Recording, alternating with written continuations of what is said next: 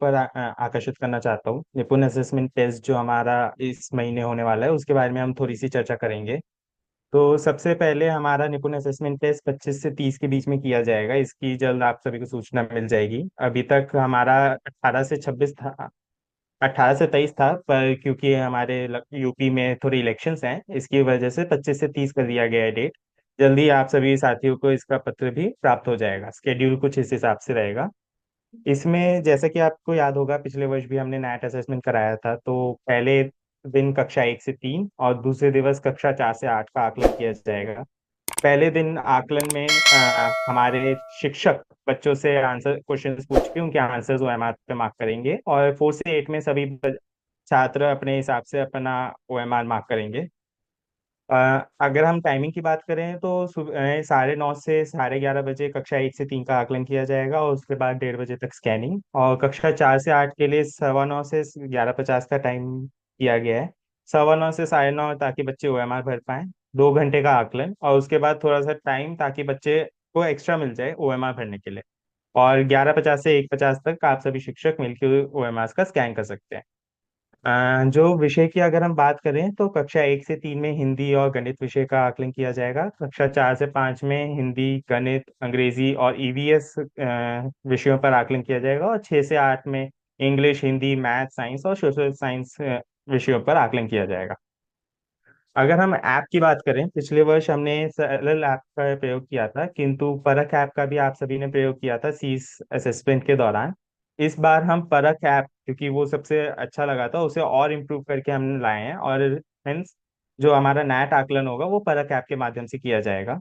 परख ऐप पे आप बच्चों की उपस्थिति भी भर सकते हैं और ओएमआर भी स्कैन कर सकते हैं।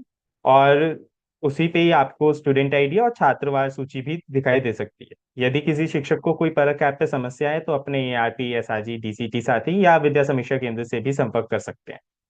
परख ऐप इंस्टॉल करने के लिए आप प्ले स्टोर पे जाके परख ऐप इंस्टॉल कर सकते हैं। आपका लॉगिन आईडी और पासवर्ड आपका खुद का प्रेरणा पर रजिस्टर्ड फोन नंबर ही रहेगा, ताकि आप उससे लॉगिन कर सकें। ये ध्यान रखें कि परख ऐप वैसे तो ऑफलाइन है, लेकिन लॉगिन करते समय आपको इंटरनेट की आवश्यकता होगी, तो कृपया पहला लॉगिन आप उस जगह करें जहाँ पे आपके पास इंटरनेट अच्छा हो। आकलन के दौरान अगर हम ओएमआर की बात करें तो इस बार हम 3 तरह की ओएमआर आपको प्राप्त होगी जो जनपद स्तर से आपको प्राप्त कराई जाएगी। पहली होगी कक्षा 1 से 3 की, दूसरी होगी कक्षा 4 से 5 की, और तीसरी होगी कक्षा 6 से 8। कक्षा 1 से 3 की ओएमआर में एक ओएमआर में 10 बच्चों का आकलन किया जाएगा, और 4 से 5, 4 से 8 में हर एक बच्चे को एक एक ओएमआर शीट दी जाएगी। कृपया ये ध्यान रखें कि कक्षा 4 से 5 के बच्चों को 4 से 5 की ही ओएमआर मिले, तो कि उनके में 30 प्रश्न है और ओएमआर भी 30 प्रश्नों की बनी हुई है, जबकि 6 से 8 में 50 प्रश्न है और ओएमआर 50 प्रश्नों की बनाई गई है। अगर हम ओएमआर भरने की बात करें तो आपको याद होगा कि ओएमआर भरते हुए कुछ चीजों का ध्यान रखना है। तो सबसे पहला है कि ओएमआर कृपया ब्लैक बॉल पॉइंट पेन से भरें ताकि स्कैनिंग अच्छे से हो। कक्षा 1 से 3 की ओएमआर शिक्षकों द्वारा ही भरी जाए, ताकि अगर बच्चे कोई शिक्षक ही बेटर भर पाएंगे। स्टूडेंट आईडी आप सभी को प्रेरणा परख ऐप से मिल जाएगी, कृपया उसके माध्यम से ओएमआर भरें। और आकलन समाप्त होने के जल्द से जल्द ओएमआर स्कैन करके अपलोड करें, ताकि समय उसका चेकिंग कर पाए और रिजल्ट भी हम साझा कर पाए। 4 से 5 के लिए भी सिमिलर चीजें ही हैं कि ब्लैक बॉल पॉइंट पेन से बच्चे ओएमआर भरें। बच्चों को स्टूडेंट आईडी शिक्षक ही प्रदान करें, शिक्षक बच्चों को स्टूडेंट आईडी के हिसाब से ही बिठाएं भी। और 2 घंटे का समय दिया जाए प्रश्नों को हल करने के लिए बच्चों को, और उसके बाद ओएमआर शीट स्कैन की जाए। इसी तरह से 6 से 8 के लिए भी कृपया मैं वापस से दोहराना चाहूंगा, ये ध्यान रखें कि 6 से 8 वाले बच्चों को उन्हीं की ओएमआर और 4 से 5 कक्षा के बच्चों को उन्हीं की ओएमआर मिले, ताकि क्वेश्चन नंबर की जो चेंजेस हैं वो उन्हें ठीक से दिखाई दे पाए। छात्रों, आकलन के दिन हमें छात्रों की उपस्थिति भी लेनी है, वो भी परख ऐप के माध्यम से ली जा सकती है। तो परख ऐप जब आप लॉगिन करेंगे उसमें आप कक्षा का कार्ड चूज कीजिए। 3 कार्ड दिखेंगे, तो कि हमने 3 तरह की ओएमआर बनाई है। सही कार्ड चूज करके कक्षा का चयन करके आप उनकी छात्रों की उपस्थिति ले सकते हैं। यहीं उपस्थिति पे अगर आप देखें, यहीं पे आपको 9 डिजिट का आपका स्टूडेंट आईडी भी दिख जाएगा। ओएमआर शीट जब भरें तो कुछ बिंदुओं का ध्यान रखें कि ओएमआर शीट को कोई नुकसान ना पहुंचाया जाए, उसमें कोई छेद ना किया जाए। जो ओएमआर शीट के चारों कोनों पे काले गोले बने हुए हैं उनके बाहर कुछ ना लिखा जाए। स्टूडेंट आईडी बहुत ध्यानपूर्वक भरी जाए, ब्लैक बॉल पॉइंट पेन से ही भरा जाए। और कक्षा 1 से 3 की ओएमआर शीट शिक्षक भरें और 4 से 8 की ओएमआर शीट छात्रों द्वारा ही भरी जाए। अगर हम सरल ऐप पे स्कैनिंग का एक बहुत ब्रीफली बताता हूँ, इसकी एक वीडियो भी यूट्यूब पे अपलोड कर दी गई है, जल्द ही आप सभी के साथ वो भी साझा की जाएगी।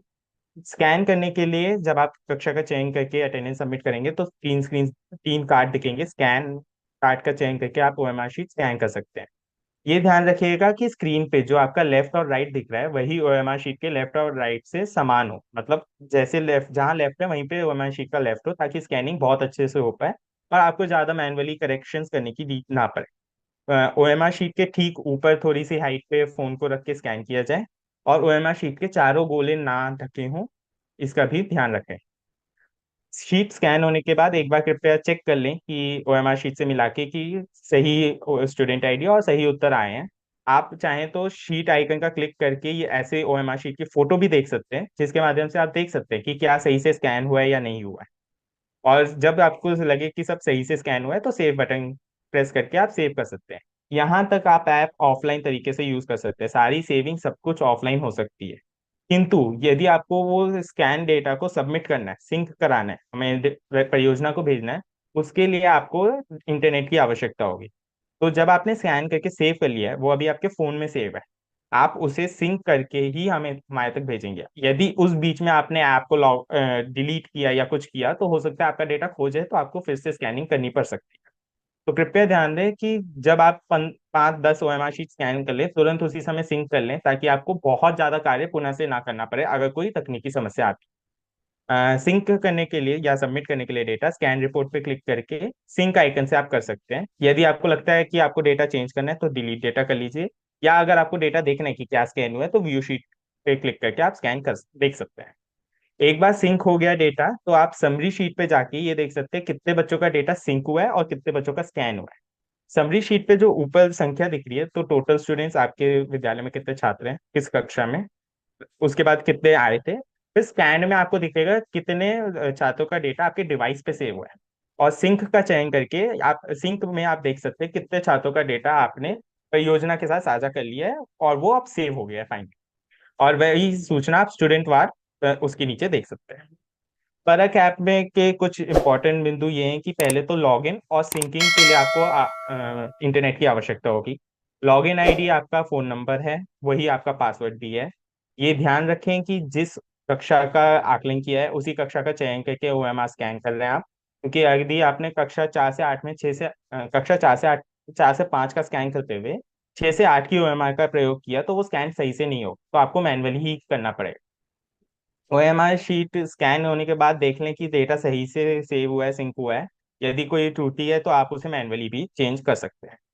और सबमिट के बाद, उस फोन में सेव करने के बाद जरूर सिंक करके हमारे परियोजना तक सबमिट भेजना डेटा को सुनिश्चित करें। कुछ डूज एंड डोंट्स बहुत जल्दी से हम चलेंगे क्योंकि आप सभी इसके बारे में जानते भी हैं। केवल ब्लैक बॉल पॉइंट पेन से ही ओएमआर शीट भरें। ओएमआर शीट भरते समय और स्कैनिंग करते समय किसी स्थिर प्लेटफॉर्म पे रखें और कोशिश करें कि प्लेटफॉर्म का रंग जितना हल्का सा हल्का हो सके सफेद या किसी हल्के रंग वाले टेबल पर ही रखें।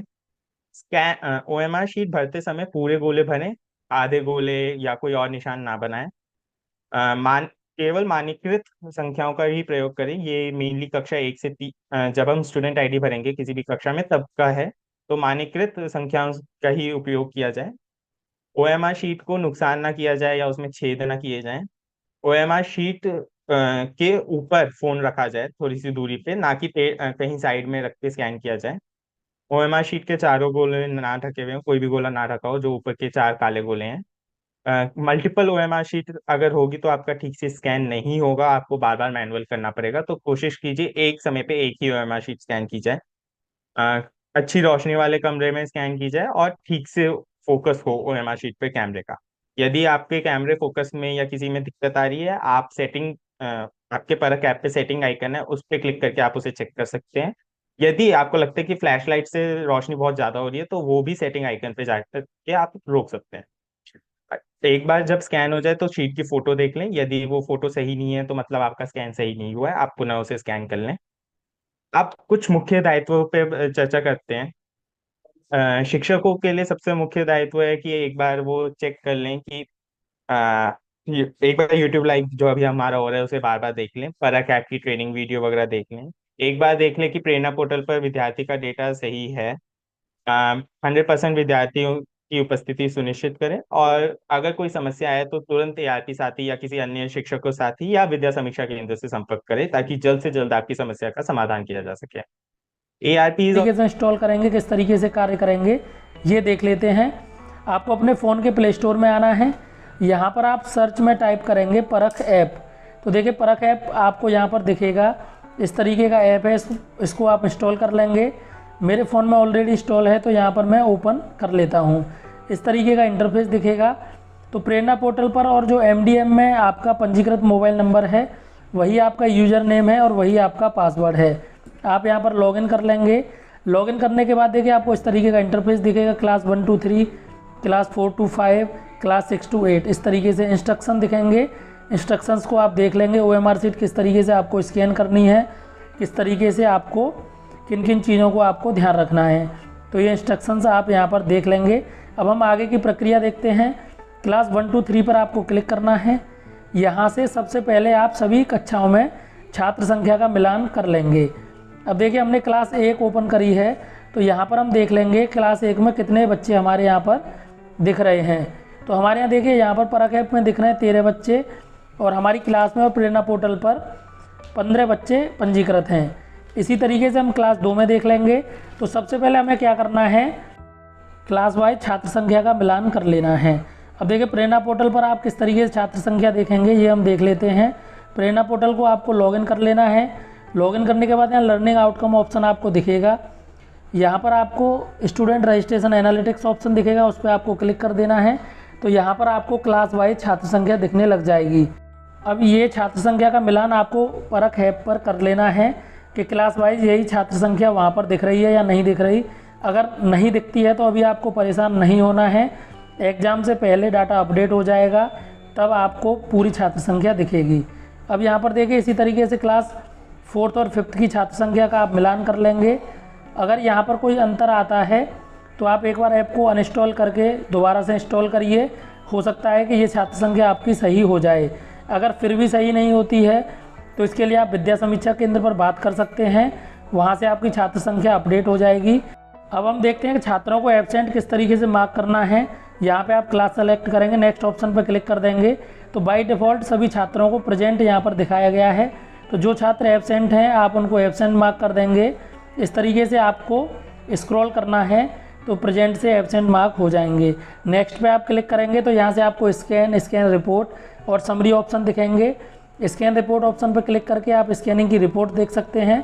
समरी में आप कितने छात्रों, आप यहाँ पर ये देख पाएंगे कौन कौन से छात्र एब्सेंट थे, कौन कौन से प्रेजेंट थे, कितने छात्रों की OMR शीट स्कैन हुई, कितनों का डाटा सिंक हो गया, ये सारी डिटेल्स आप यहाँ पर समरी में देख पाएंगे। अब हम देखते हैं स्कैनिंग किस तरीके से करनी है। अब यहाँ पर देखिए जिस क्लास की स्कैनिंग करनी है उस क्लास को आप सेलेक्ट करेंगे। 4 to 5th के लिए देख लेते हैं, क्लास सेलेक्ट करेंगे, नेक्स्ट ऑप्शन पे आपको क्लिक कर देना है। अब यहाँ पर जो छात्र एब्सेंट हैं उनको एब्सेंट मार्क कर देंगे, उसके बाद आपको नेक्स्ट ऑप्शन पे क्लिक कर देना है। अगर आप सभी छात्र प्रेजेंट हैं तो सीधा नेक्स्ट कर दें, और जो एब्सेंट है उनको एब्सेंट मार्क करके नेक्स्ट पे क्लिक कर दें। स्कैन पे क्लिक करना है और यहाँ से कैमरा ओपन हो जाएगा और आप OMR शीट स्कैन कर लेंगे। अब देखिए OMR शीट स्कैन हो गई और यहाँ पर बच्चों के रेस्पॉन्स भी ऑटोमेटिक शो होने लग गए।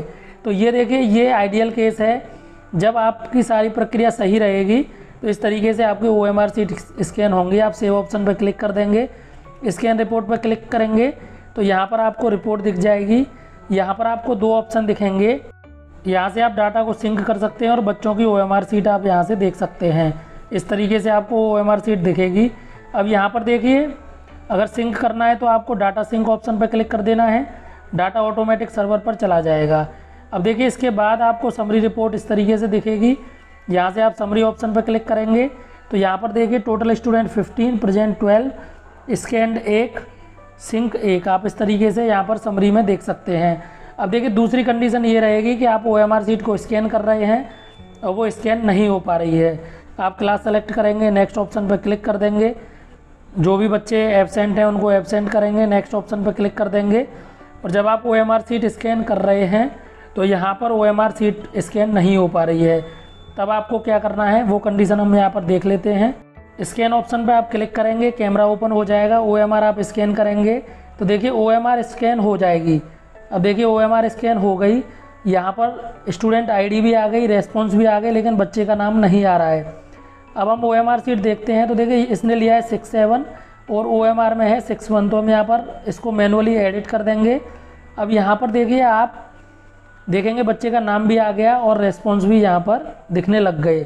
अब यहाँ पर आप सीट ऑप्शन पर क्लिक करेंगे तो छात्र की OMR सीट आपको यहाँ पर दिख जाएगी। अगर आप री स्कैन करना चाहते हैं तो री स्कैन ऑप्शन दिया हुआ है, उस पर आप क्लिक करेंगे तो OMR री स्कैन हो जाएगी। सेव ऑप्शन पर आप क्लिक कर देंगे, स्कैन रिपोर्ट आप देख लेंगे और स्कैन समरी आप यहाँ से देख लेंगे। अब देखिए तीसरी कंडीशन में क्या होगा कि OMR सीट स्कैन नहीं हो रही है। आपने OMR को स्कैन किया, अब यहाँ पर देखिए यहाँ पर ये स्टूडेंट ID शो ही नहीं हो रही है, तो आपको क्या करना पड़ेगा, यहाँ पर मैनुअली स्टूडेंट ID भरनी पड़ेगी और रेस्पॉन्स भरने पड़ेंगे। तो आप इस तरीके से यहाँ पर भर देंगे। साथियों, आपको हमारा प्रयास पसंद आया हो तो चैनल को सब्सक्राइब जरूर करें, वीडियो पसंद आई हो तो वीडियो को लाइक करें और अन्य साथियों की मदद के लिए इसे शेयर करना न भूलें। आपका बहुत बहुत धन्यवाद हमारे साथ जुड़े।